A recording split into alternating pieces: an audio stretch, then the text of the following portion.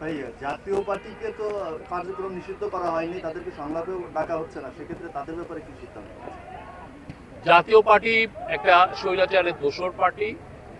অবশ্যই এটা যে জাতীয় পার্টি ব্যান্ড হয়নি, কিন্তু জাতীয় পার্টির ব্যাপারে আমাদের অবস্থান স্পষ্ট। জাতীয় পার্টি যদি ইলেকশন করতে চায় সেটা তাদের ইচ্ছা, বাট আমরা সবসময় বলবো, এটা ইতিহাস বলবে, জাতীয় পার্টি স্বৈরাচারের ভয়ঙ্কর রকমের বড় রকমের দোসর ছিল।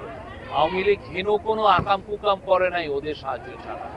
ওদের সাহায্য ছিল, ওদের নৈতিক সমর্থন ছিল বলে আওয়ামী লীগ এই সমস্ত আকাম কুকাম করে পার পেয়ে গেছে।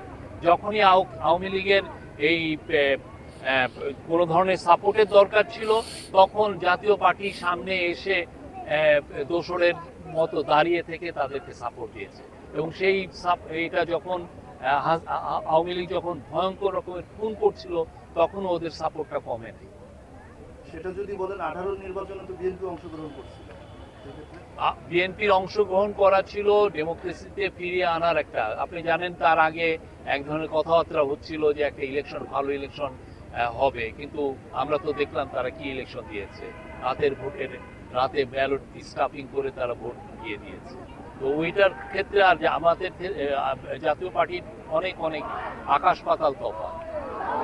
ভোটাররা যাতে নির্বিঘ্নে ভোট দিতে পারে, এই বিষয়ে আমরা নির্বাচনের প্রচারণাটা খুব কম পাচ্ছি, সেই বিষয়টা আপনাদের কিভাবে দেখছেন? ভোটাররা নির্বাচনে খুবই নির্বিঘ্নে ভোট দিতে পারবে, সেই জন্যই মাঠ প্রশাসনের নতুন পদায়ন করা হয়েছে।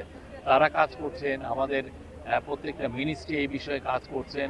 ভোটের আপনি দেখেছেন পরিবেশ, কত সুন্দর পরিবেশ। আপনারা এখানে কোনো শুনেন যে ভোটকে সামনে রেখে কোনো ধরনের কোনো মারামারি হচ্ছে, কোনো কোন্দল হচ্ছে? আমরা তো শুনি না। সামাজিক দলাদলিটা অনেক বেশি। না, এটা সামাজিক, এটা কিছু না। এটা প্রত্যেকটা শহরের ইয়ের মধ্যেই সামাজিকভাবে আমি একটা দল করব, আপনি আর একটা দল করবেন, এটা হতেই পারে। কিন্তু কোনো ভায়োলেন্স কি শুনেছেন যে ভায়োলেন্স হচ্ছে? আমরা তো শুনি।